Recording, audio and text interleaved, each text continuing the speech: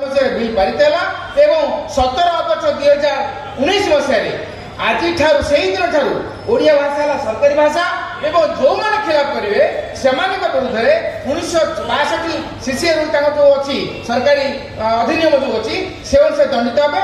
ସେଥିର ଫାଶୀ ଦଣ୍ଡକୁ ଛାଡ଼ିଦେଲେ ଆଉ ସମସ୍ତ ପ୍ରକାର ଦଣ୍ଡ ସେଥିରେ ଅଛି, ଫାଇନ୍ ବି ଅଛି, ସେଥିରେ ଚାକିରିରେ ଯେଉଁ ଡିଗ୍ରେଡେସନ୍ ସେଇଟା ବି ଅଛି, ଚାକିରିରୁ ବହିଷ୍କୃତ ବି ଅଛି, ଏ ସମସ୍ତ କଥା ଅଛି। କିନ୍ତୁ ତଥାପି ବି କେହି ମାନୁନାହାନ୍ତି বা ସରକାରଙ୍କର ମାନସିକତା ଯାହା ଅଛି ତାହା ହେଇପାରୁନାହିଁ ବୋଲି ତାହା ଏବେ ସୁଦ୍ଧା ମଧ୍ୟ କାର୍ଯ୍ୟକାରୀ ହେଇପାରୁନାହିଁ। ଏବେ ନୂଆ ସରକାର ଅସ୍ମିତା ସରକାର ଆସିଛନ୍ତି, ଅସ୍ମିତାକୁ ପାଥେୟ କରି ସେମାନେ ଆସିଛନ୍ତି, ଯେଉଁଟାକି ଆମେ କଳାପତାକା ଅଭିଯାନ ଧୀରେ ଧୀରେ କରୁଥିଲେ, ସମସ୍ତ ଓଡ଼ିଶାବାସୀ ସାମିଲ ହେଉଥିଲେ।